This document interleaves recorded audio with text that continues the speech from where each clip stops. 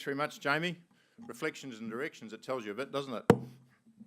With that little talk. It's my pleasure to present a report, a summary report of our activities over the last year, and it's going to be helped by Dan Coup, who probably needs no introduction to any of you, as the Chief Executive of Deer Industry New Zealand.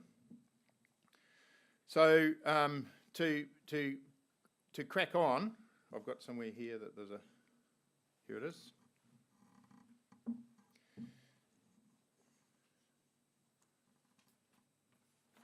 Okay, so what we're going to do is that we're going to head off and first with a few reflections in terms of what's happened with the industry. And in terms of discussing with Dan how this was going to, how we're going to do this, he came up with this idea that maybe it should be like a school report card. So, which sounded quite complicated to me, but anyway, I think Dan will be the best person to be able to take us through that.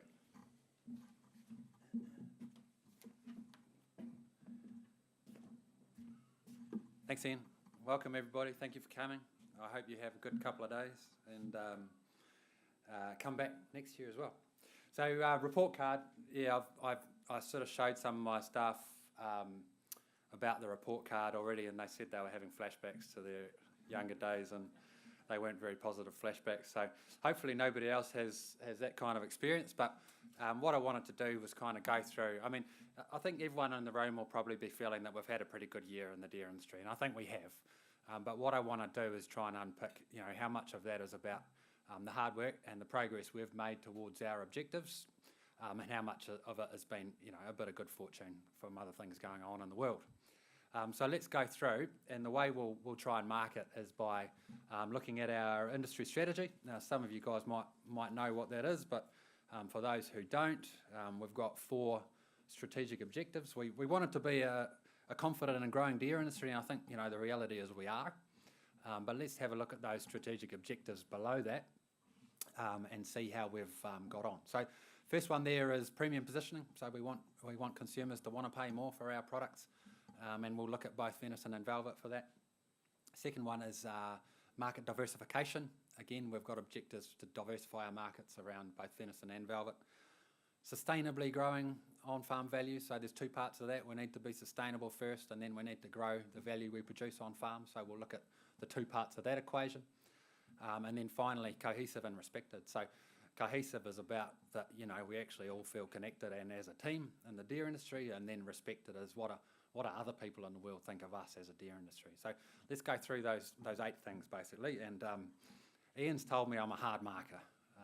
But we'll see what you guys think. I think deer farmers want us to be hard markers. We'll see. So, number 1, premium positioning. What's the most obvious premium product we sell that we can measure as a deer industry? Is chilled venison, right? Chilled venison fetches quite a lot more in the market than frozen venison does. So what does this chart tell us? Is actually that by both volume and percentage, well actually that's value not volume, but by percentage and actual value, the amount of chilled venison's gone down in the last season. So that's not a good headline for premium positioning of venison. The backstory to that is why did that happen? And the answer is that because our venison market has held up the schedule for much later in the season than they usually do, and farmers responded to that price signal. They were able to hold up the schedule because they found new premium niches for both frozen retail product and also pet food had a really big impact on the shape of the schedule, and that premium pet foods became very, very hot last season, and that contributed quite strongly to how much we got paid as an industry. So, the headline's not great. It's also hard to really fail us on this when you've got paid the best venison prices you've ever been paid. That's a factor. And the other thing I'd just like to note is that in behind here we have actually taken a step up in terms of the standards we impose around Savannah venison as well, with the exclusion of GM feeds and requirement for on-farm quality assurance. So I think that's going to position us well for selling a more premium product in the future. So overall, I'm going to give it just a pass mark. I'm going to give it a B-. Velvet, premium positioning. I won't go into a lot of detail because I'll steal Reese's thunder. He's going to talk to you quite a lot about this kind of stuff. Again, pretty good prices. Nobody's complaining about the premium nature of the price. Reese is also going to show you some evidence that, based on looking at Korean consumers, they actually answer surveys and say they prefer our product. They consider it a premium product over competing countries' products. So we're going to give them a good solid A. Reese, well done. It's not all about Reese. Market diversification. So you guys have seen this chart before. We've had a nice steady progression. I mean, the issue for the industry is while we love our customers in the Eurozone and in Germany and the Benelux, actually we've had too many eggs in that basket, and we've been trying to diversify away from over-reliance on Euro trade. So if you look at this chart, the last 12 months, this is to March this year, actually says that Eurozone trade has increased. So headline again is actually not that great in terms of our objectives. The reason for that growth has come at the expense of other Europe, so non-Euro Europe. And actually the major story in there is that the UK have shot their currency in the foot quite badly. So our trade to the UK has fallen quite substantially. On the positive side of the ledger, that little purple line at the top, which is other markets, so not North America, not Europe, has actually grown it's about 100% growth there. So that's great news. And the headline there is about some venison trade actually into China, which has grown really substantially. So that's been an objective for the industry and for some companies, and they're succeeding there. So again, how do we mark that? Well, it's a mixed bag, but I'm going to give it a pass overall. Next one, diversifying our velvet markets. This chart we put up 2 years ago in this very same room, and probably, so the dotted line kind of shows where we were. This breaks down the bottom, the red is our traditional Oriental medicine market in Korea. The green stuff is healthy foods. Yellow stuff is consumption in China, and the blue stuff is, all other markets. So we were forecasting some quite substantial growth in healthy foods and in China consumption. We can now look back and say, well, how's that actually gone? If I push firmly. So the dark lines kind of show where things have actually landed up, mapped onto that old chart, and you can see that it's kind of not been too far out of line, but in actual fact, the volumes that our marketers have had to deal with have been more than we forecast. The bottom red line has shrunk, so that traditional market for Oriental medicine has shrunk more quickly than what we expected. The healthy food sector has grown more quickly than we expected, and the other two are kind of as we'd predicted.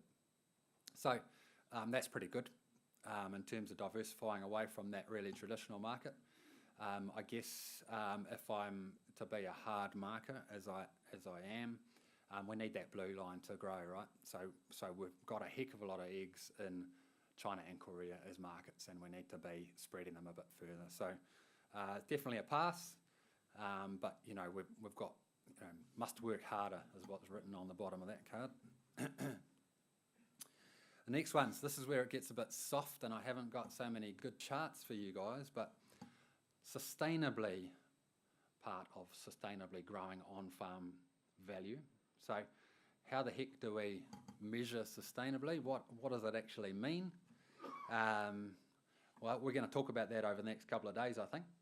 But for me, there's some elements in it which include how do we care for people, how do we care for our animals, and how do we care for the environment.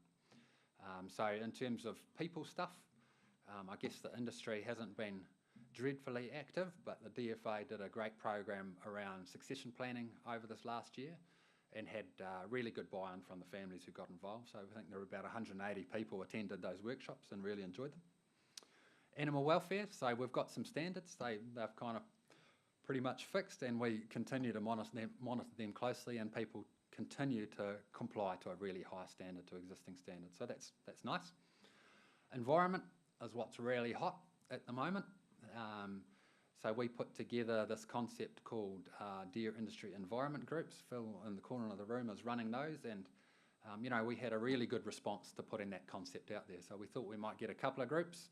We've got 12 groups in the either formed or in the process of forming, and there's more on the horizon, I hope, Phil. Finally, the thing we can measure, we did a quick survey of how many people have farm environment plans. So this is this is our strategy for how we get on board the environmental care bus.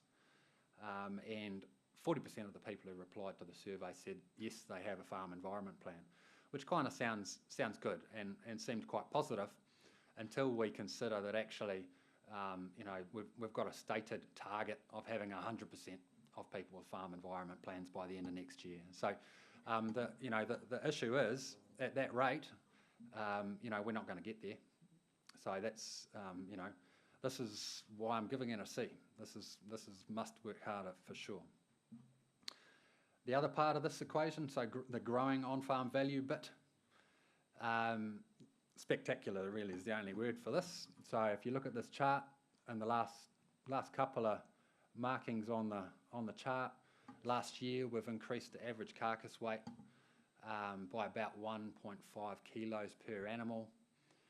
Multiply that by 300,000 animals killed at $10 a kilo. So that productivity in terms of getting better growth out of animals has added nearly $5 million to farmers' bottom line just in the last year. And that's on top of a couple of earlier years of good growth on that metric as well. So that's pretty spectacular. The other thing we've got data for is reproductive efficiency. So I wouldn't place my life on these numbers, but this is the agricultural census, this is the Stats NZ figures.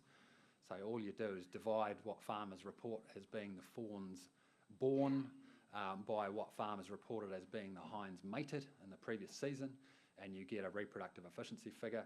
That has jumped in this last set of stats figures from 77 up to 84%. If you believe that, that is astonishing. Now, I'll just take it with a grain of salt, but it's the only data we've got. And what's that, mate? I said you've got to. It's up there. It's up there. So you got to. It must be true. Yeah. So pretty hard not to give that an A+. So I think the farmers in the room, well, and the ones not in the room, need to be congratulated that actually on farm you guys have done some amazing work this year. So again, 7% of our 450,000 hinds mated. That you can turn that into a dollar figure pretty quick, and it's quite a big dollar figure. So well done. Next one, cohesive and respected. So let's look at the cohesive part. So that's about us feeling like the deer industry is a team, and we stick together and we look after each other. Again, bloody hard to measure, but the things that we can see are how many people are involved in advanced parties, for instance, and that continues to be about the 30 advanced parties worth, and the people who are there continue to enjoy them and participate in them. They've started getting a bit innovative in how they run those advanced parties, and particularly trying to create linkages between their own one and ones in other parts of the country with exchanges. There's been some North Island, South Island exchanges, which are very enjoyable apparently. And the other thing I'd mention is that the DFA's program around next generation and trying to get young people together in a room and talking to each other has also continued to be really successful and worked really well and been oversubscribed quite heavily. And I guess the bit that the DFA guys have been challenging themselves with probably yesterday is that the branch network is under pressure for participation and trying to get people to step up into leadership, but I know they're working really hard on that challenge, and they're going to take it head on. So overall, there's some good stuff, but there's not a heck of a lot of growth and good stuff there, so we'll give it a good solid B-. Other side of this equation, the cohesive and respected. What do you guys think? I guess the thing boils down to who do we want to be respected by? And when we were imagining this objective, one of the things that I was a bit paranoid about was that we be respected by other parts of the rural sector. So I didn't want you guys to have to walk into a pub and just mumble, I'm a deer farmer, because it was quite embarrassing and you felt a bit fringe, like, say, an alpaca farmer. Sorry if there's any alpaca farmers in the room, no offence intended, but it is a bit lunatic. So respected by the rural sector. So we did a little survey last year of we tacked a little survey onto an omnibus thing for sheep and beef farmers, and actually 86% of sheep and beef farmers, if you ask them about deer farming, the first thing they say is actually quite a positive thing. So they say something good. which is great. So now you guys can actually walk into the pub and say quite loudly you're a deer farmer and be proud of it. So that was important to us. Who's the second set of constituents is the people who buy our products. You know, we actually want them to understand who you are and respect what you do. You know, Reese will talk a bit more. We've done quite a lot of market research in our velvet markets, and you know, the feeling from those consumers towards New Zealand generally is very positive. But probably there is a bit of a weakness about respecting that you guys are professional and expert farmers, and that's something we need to work on.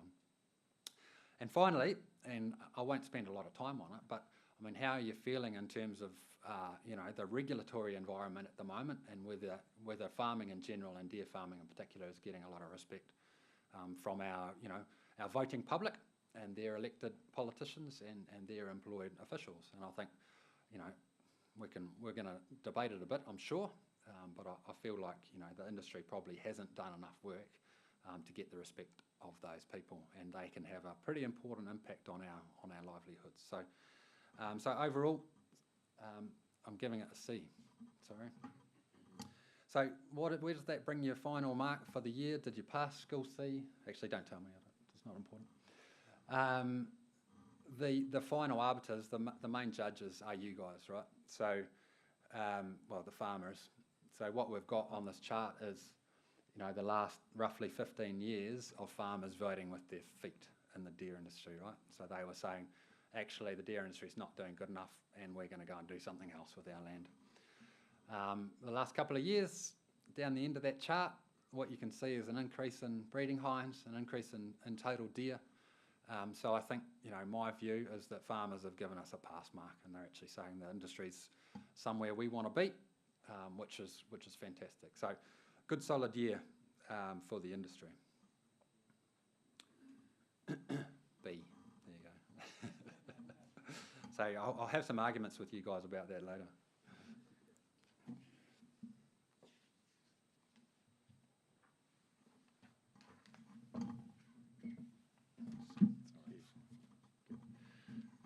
Okay, thanks, Dan. Do you agree with me? I wouldn't. Did he miss his vocation? Should he have been a teacher? I'm pleased he wasn't mine. I don't like those some of those harsh markings. But I think it's overall, and I guess if you apply that university thinking, C's a pass and D's a fail, and believe you me, I know what a C is. So the second part of the conference is the direction that we're heading in, and that's really important. But firstly, where are we going to get this? Forward. Here we go. So if we pull all those grades together that Dan's that we've used there, and there's a variety of performance, and I think it's quite a good way of actually giving us a look at some of the overall strategy we've been working to, and what's going well and what's got room to work on. And I think that there's two areas there that where the C is, which I've just referred to, and that's pretty important to me, the C. Firstly, in sustainability of the industry, and secondly, the respected part of the industry, which Dan's just been talking about. So it's actually not a bad scorecard, but it creates the opportunity for us to have aspirations to work even harder. So I'll just talk for a few minutes about the sustainability part of it, and we've already talked, just touched on that. And the important thing there is we're talking about sustainability in terms of the environment, and in terms of the animals, and in terms of the people. And it's really important that we consider those three areas. And it means different things to different people, but the first one, as far as I'm concerned, is about economic sustainability. So from a farming perspective, there's no embarrassment in making a profit. It's a business. We've got to make sure that the returns are there for the farmers. And there's been and you've seen some good pictures of what's happening with the pricing. So from a venison point of view and from the velvet point of view, that's been going pretty good. But when you start thinking about other things as well, and particularly the environment and people, we've got to be thinking about investing in those areas. And there's a saying that says you've got to be in the black before you can be in the green. And I think that's probably a reality. So if we can make money on farms, and we've had a good year this year, we can be investing in other things. The other thing is we've got to make sure we are doing the right things, and the right things to care for the environment, and certainly involving with the and the people. What's important to the customers and also to our communities, and how do we know what the right thing is in the eyes of them? And that one of the real challenges with using that, doing the right thing, it's a moving target and it's a moving feast. What's acceptable one day is not acceptable the next. And I think we can put some perspective in that.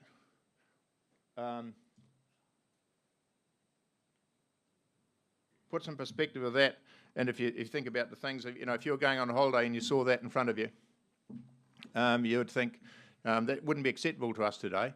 And there's probably some people here with families in 5 and 6 and 7, they're all backed in the back of the HQ Holden, and there was no such thing as seatbelts. We don't accept that today. The standards are changing, and yet there's plenty of examples you can think about. The alcohol laws and what we used to do once upon a time, and now we're a lot more responsible in terms of our associations with drinking and that sort of thing.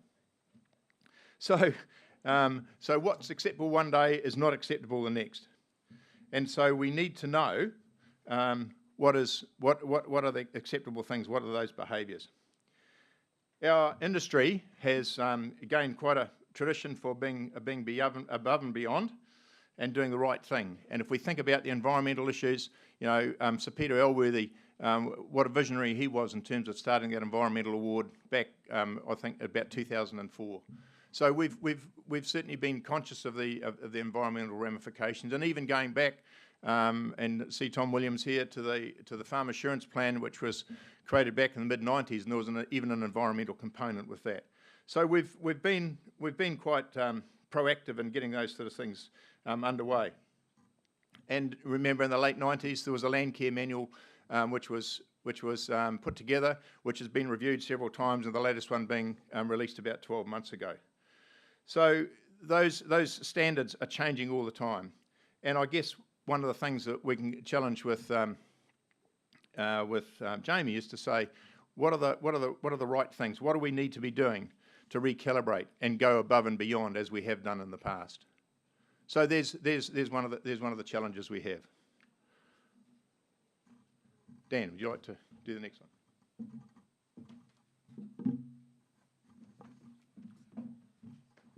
Yeah. So just quickly, because we're over time already, but the other C was for respected, right? And I mean, hopefully people in the room can agree with this. But if you haven't got the respect of the voting public and their politicians, then you're going to pay the price for that. And I think the pastoral sector is currently in that position. If you think about regulation that's coming our way around environmental stuff, including both water quality and climate change, and there'll be more. There'll be more in the next year or so. So how do you get respect? You guys would probably like for us to just march down to the beehive and demand respect. That's not how respect works. You earn it, you don't demand it. So what have we got to do? Those examples like being ahead of our time on environmental awards or farm environment planning, we're not ahead of our time anymore. The world's moved on and we haven't moved quickly enough. So to get respect, we're going to have to earn it by doing stuff that people think is the right thing to do, and then making sure that the important people that we need respect from understand that we're doing it. So put the two together, sustainable and respected, and this is a bit of a challenge for you guys. This is just to fire you up a bit, because it's probably going to sound like a whole lot of Wellington shiny bum speak, but this is where we think we should be aspiring for, that we're sustainable and respected, and we're in a situation where you can't run a political campaign that's targeting the deer industry, because people understand and respect us as being good guys and girls. So we're innovative and successful as an industry, but we also do the right things in terms of those values that society has about people and animals and the environment. So we're doing the right things, and we're invulnerable to attack. Similarly, from our customers, if people are feeling worried about the climate impact or the environmental impact of something they eat, they go, oh no, well I'm not worried about that with this venison because I know those guys and they're good guys and they are successful and innovative and they do the right things and we understand that. So that's where we want to be. So this is the little challenge, the little aspiration that Jamie's probably going to tease out and see whether you guys think is realistic and achievable. But the deer industry we are people and we're recognised as people who always look to do the right thing. We know what the right thing is. It's a moving target, but we always look to do the right thing. We're respected and accepted by our communities. They like us, they think we're good guys, and they might even want to get involved because they think we're such good people. Yeah. So talent and help and assistance. And then finally, our customers understand that we're good people and we do the right thing, and they want to be associated with our products. Not just eating them, they like eating them, not because they taste good, but because they want to be associated with what we are. So that's the little challenge to guys, and the big question is how? Well, first question is, do you agree with that aspiration? The second question is how? And I don't know the answer, but that's why we employed Jamie. So good luck, Jamie. We'll see how that goes over the next couple of days. Cheers, guys.